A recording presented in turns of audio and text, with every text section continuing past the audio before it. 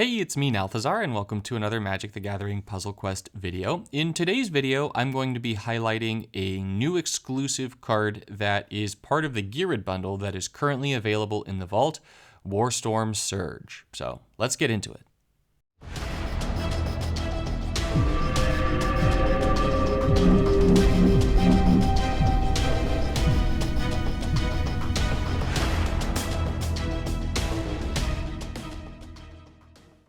Warstorm Surge is a support. It's 14 mana, it's mono red, and it's an enchantment. And it reads, when a token creature enters the battlefield under your control, it deals damage equal to its power to your opponent's planeswalker. This effect can trigger up to 4 times per turn. So that means that if you play up to 4 tokens, you will get the damage from Warstorm Surge for the first 4 tokens that you play, but any tokens after those first 4 are not going to do bonus damage, meaning that if you were to pair this with, say, March of the Multitudes, which makes 12 tokens, you would only deal damage for the first 4. Now, that doesn't mean that this is not a very strong card. Warstorm Surge is very strong, and I've been getting a lot of questions about it over the past few days since the bundle came out from a lot of people in my Discord and a few here on the channel. Now, I'm sorry that I haven't been able to post as much lately. If you haven't seen the YouTube message thing that I put up, it's just I'm in Oregon right now, and the fires are only a few miles from where we are. It's been kind of apocalyptic outside. It's been kind of crazy. So you can see here this picture. This is what it's looked like outside. We haven't been able to open doors for 2 weeks, kind of thing. You know, kids haven't been able to get out. They've been going nutty. And then there was damage in our kitchen, and so there were jackhammers in the kitchen pulling all of our tile out. All of this to say, there's no way that you could have heard anything in a recording. So I'm hoping to be able to get back to a normal recording schedule and a normal streaming schedule with this week. So back to the regularly scheduled content, which is Warstorm Surge. So Warstorm Surge is great. It comes in the Geared bundle. So if you take a look in your vault right now, you'll see that the Geared bundle is currently available, this Conclave Exile. And you would think that Warstorm Surge goes really well with all the other cards in the bundle because Geared makes a token and has Populate. And then the Celestia Eulogist is also going to have Populate. And of course, Song of the World Soul is also going to have Populate. But the downside to Populate is that it says reinforce the first creature token you control with the greatest base power, meaning that Populate is not actually going to trigger the Warstorm Surge. Warstorm Surge is only going to trigger when you actually get another token that enters the battlefield. Reinforcing a token does not count as getting another token. It just basically counts as buffing a token. So you do need to play new copies of tokens. And so with that, I feel like there's really just a few ways to go with Warstorm Surge. But nonetheless, those few ways are all incredibly powerful. So the first way, and my favorite way, is with Narset. Actually, all of my favorite ways to use Warstorm Surge have been with Narset. And that's just because Narset has Idyllic Tutor available in her. And so Idyllic Tutor is able to go ahead and fetch the Warstorm Surge for you. Now, the first way to do it is not this deck. Well, this deck is the second way, so yeah, but the first best way is to do something that's going to make really, really big tokens. And so my favorite way to go about that right now in Standard is going to be with Angel tokens. Now, with Angel tokens, there's a number of ways that you can accomplish this. You can use something like Parhelion, which is going to make 2 Angel tokens a turn, which means that those 2 4/4 flying Angel tokens that are going to be coming out every time this thing attacks the first one's going to come out and do 4, the second one's going to come out and do 8.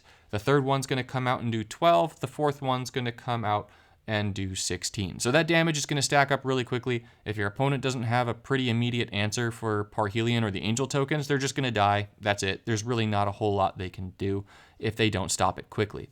Divine Visitation is another fantastic way of pumping out a bunch of Angel tokens in Standard right now, although this does require that you have another enchantment down.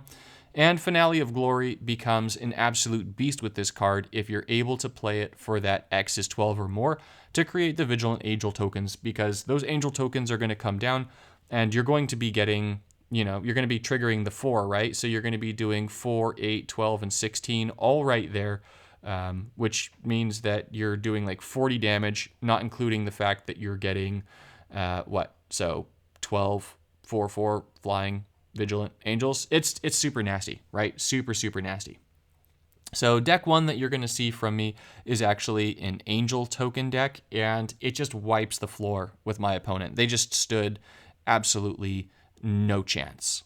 So this is the deck that I wound up using. You'll see that it uses the Finale of Glory, and it has Divine Visitation with Krenko and Goblin Goliath. Now keep in mind, there are so many ways to make Divine Visitation work. You do not need to have something like Krenko and Goblin Goliath. I wound up putting these two in the deck just because I honestly wanted to test the two out together before I played them in the Coalition event over the weekend. But as you're going to see in the footage, I just use Finale of Glory. Like, it's absolute madness once you get Warstorm Surge and that the angel token's down. The game just ends, and it oh my gosh, it ends so fast. So yeah, super, super strong. The next way that you can use this is the deck that I showed off here, right? So with this deck, the idea was to use Thopter Spy Network. And so this is sort of way 2. Way 2 is you find some way of getting tokens out every single turn. Now, we don't have a good red token production or token producing planeswalker. And yes, that means that I'm ignoring Saheeli for this. But you're going to want to go ahead and do something that is going to produce a bunch of tokens. Thopter Spy Network is going to do that every turn, which means that at first you're going to do that 1, 2, 3, and 4. But by doing 1, 2, 3, and 4, that's going to be a bonus 10 damage. And then on the subsequent turns, all of those Thopters are going to do more and more damage. Now, what's really cool about this particular deck idea is that I'm running Urza Lord High Artificer. Now, you don't have to have Urza for this. You can run anything else that's going to buff your Thopter tokens, but basically anything that makes your Thopter tokens have more power is going to make them come out and do way more damage with the Warstorm Surge. So, as you're going to see in my gameplay with this deck, getting Urza's little token down to buff up the Thopters makes it so that your opponent just dies in a flash. You kind of feel like Thanos just going because your opponent just goes smack. I'm really sorry if that snap was super loud, by the way. I snap really loudly. Whatever. Inconsequential. So the rest of this deck is just trying to find ways to make sure that we get Thopter Spy Network out and we get the Warstorm Surge out. So you're going to see that I'm running Idyllic Tutor to fetch either the Warstorm Surge or Thopter Spy. I'm running Song of Creation and Whirlwind of Thought to draw cards, get mana, get loyalty. And then I've got stuff like Castle Ventress for blue gem conversion, Urza for blue gem conversion, Thassa for flickering Urza, Ruinous Ultimatum for obvious reasons, and Finale of Revelation to draw cards. So this is going to be deck number 2. Now, deck number 3 is going to actually be a Quartzwood deck because let's face it, Quartzwood is like super busted. And what you're going to want to do, because you want to be able to get up to 4 of these things down, you're going to want to probably run it in something like Samut or in Luca, who both have the way to give your Quartzwood Crasher or your other trample creature double strike, because that means you're going to be getting extra token copies down. Now, for this deck, I'm actually going to be running it against a PvE opponent instead of a PvP opponent, just because Quartzwood Crasher kills your opponent so darn fast as it is, that you really need to see what happens when your opponent has way, way more health for Warstorm Surge to really kick in. So with Quartzwood Crasher, you're in PvP, you're good with just using the Crasher. You don't need the Surge. But with PvE, when your opponent is going to have more health, then it's good to actually have the Warstorm Surge. So I've got 3 different sets of gameplay for you all in this video. So let's go ahead and jump into that gameplay. Alrighty, so the first poor soul to run into this is Ugin. We've already got a Whirlwind of Thought in our hand, and we've got a Finale of Glory, which is fantastic. We've got a 5-match, so I will actually go ahead and play the Whirlwind. I've got a Warstorm Surge, which is exactly what we want to draw there. Unfortunately, I can't make that white match at the bottom. I would love to, but I don't want to give Ugin a 5-match. So I'm just going to go, oh man, I'm going to get a Cascade. That's great. I'm just going to go ahead and make the other match over there. So drawing in a Song of Creation is pretty good too, because that means that I might be able to actually get out the Song and the Warstorm Surge and the Finale this turn, potentially. I'm actually 1 turn short on the Finale, but that's okay. I'm going to save it. You're going to see that I'm hitting cancel, and that's just because I want to make sure that I get the Angel tokens and not the Soldier tokens. And I'm laughing here because I just drew the Finale. So Dropping both of these finales on back-to-back turns is an auto win against any planeswalker. So you're going to see here that this finale comes out. We're going to do 40 damage to Urza right here. Boom, boom, boom, boom. And then we've got the 24-24. Song of Creation is going to draw us cards, filling up the other finale. And unless Urza kills this, nope, this is game over. That's it. So yeah, that was that fast, honestly. Like, look at this. So now it's going to be starting with 28 damage, and then 32 damage, and then 36 damage, and there's just no way that Urza can take that. So let's jump on to the next deck. So this next match is going to be up against Chandra. This is where we're going to be using the Thopter Spy Network and Urza deck. And so you're going to notice that this deck is definitely a little bit slower. We don't have the same boom power potential that we have with the Angel tokens, but even though we don't have that, that's fine. Unfortunately, Chandra is getting all the matches in the world. If I remember correctly, this was just a match where I was like, good gracious, Chandra. Like, seriously, you are getting such absurdly good luck. But, you know, that just sort of happens sometimes. So we're going to use Finale of Revelation. We're just sort of fishing for cards and mana here. Getting a Song of Creation and a Castle Vantress is pretty ideal. Chandra has 2 fully charged cards. I'm assuming they're removal. You never know, but it's good to just sort of guess that your opponent's playing heavy removal. So I'm going to go for getting the Song of Creation down this turn, and then in getting Song of Creation down, that's also going to get me Thopter Spy Network down, which is also going to get me Thassa down, which is also going to get me Whirlwind of Thought down, which is also going to get me Castle Vantress down, because Song of Creation is totally fair and balanced. That was sarcasm, by the way. So here we're going to start getting our Thopter tokens down. At this stage of the game, what we really want is the Warstorm Surge, and we want Urza. So I'm going to use Narset's second ability.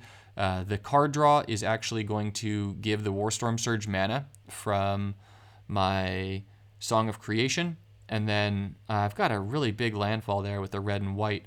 So I'm just sort of trying to determine what it is that I want from this hand here.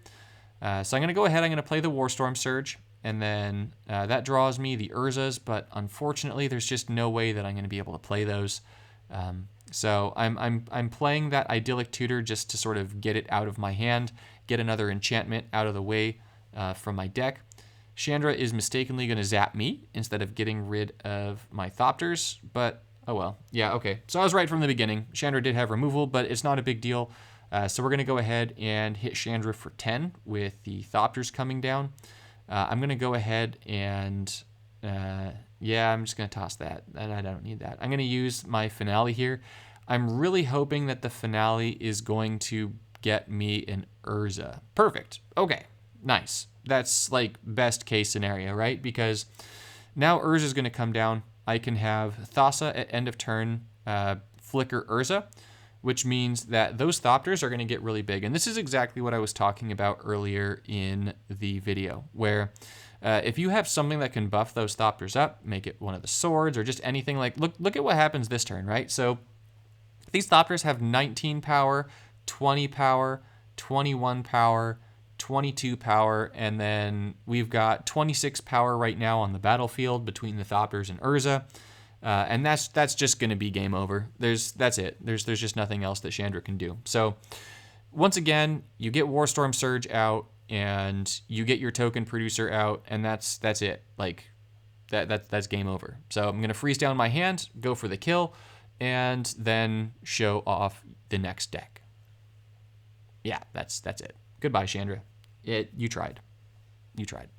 For my final match here, it's going to be Luca versus Ugin. Ugin is just a really big health sponge. I kind of wish that there was sort of like a training dummy that had like 1,000 health or something that I could use, but alas, that's not the case. So you'll see that I'm actually running black gem conversion in this deck. That's just because Ugin does this really annoying thing where it converts all of the gems of your Planeswalker colors. And so since Ugin's going to convert the gems of my Planeswalker colors, that tells me that I'm going to want to be running something that's going to convert to another color that still gives me the same total mana. So you can see Luca on the right side of my screen here has +4 to red and also +4 to black. So I'm going to go ahead, play that Castle Locthwain.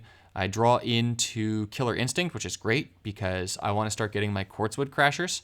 So I'm going to bring Killer Instinct up first, try and get Warstorm Surge down second, And then ideally, you guys can see what happens when you've got Quartzwood Crasher and the horrible scariness that is Warstorm Surge. So that's a great mana boost right there.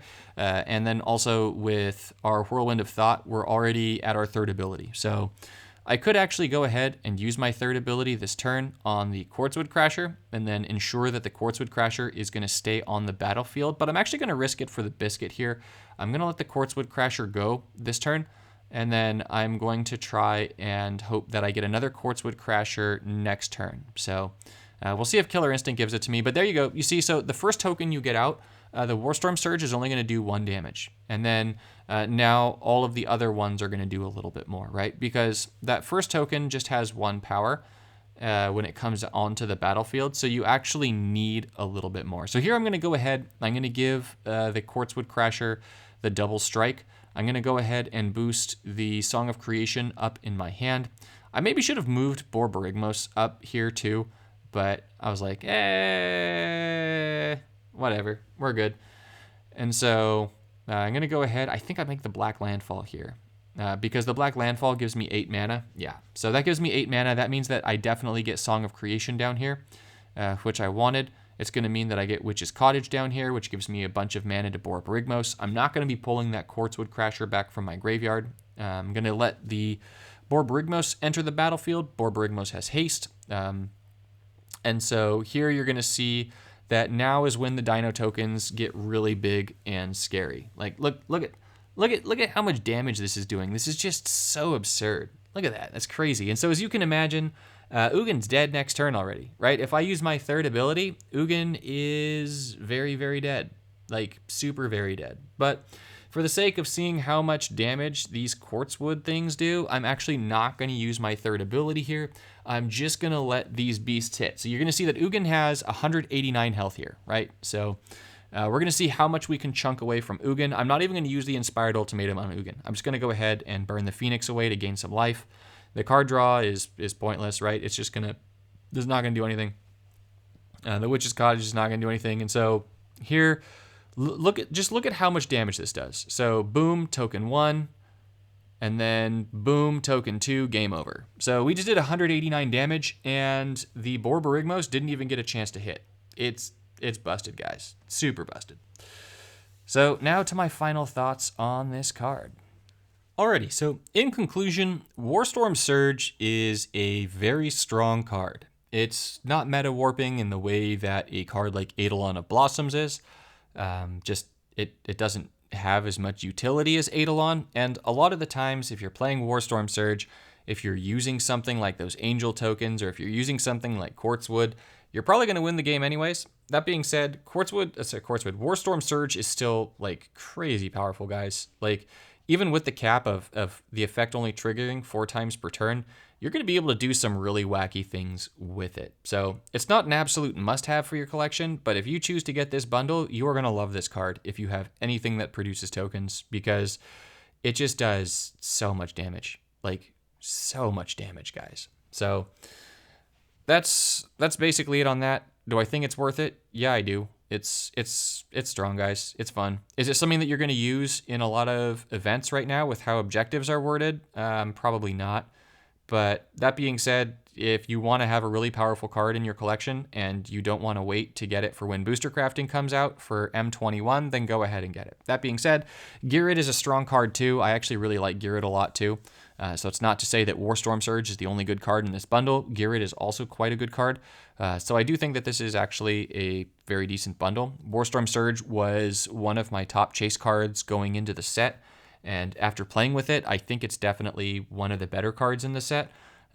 I wouldn't put it at like the very top because of the cap of 4 per turn. But that being said, it's still, like, as you saw from the gameplay, just does so much damage. So thanks so much for watching, and I'll see you guys in the next one.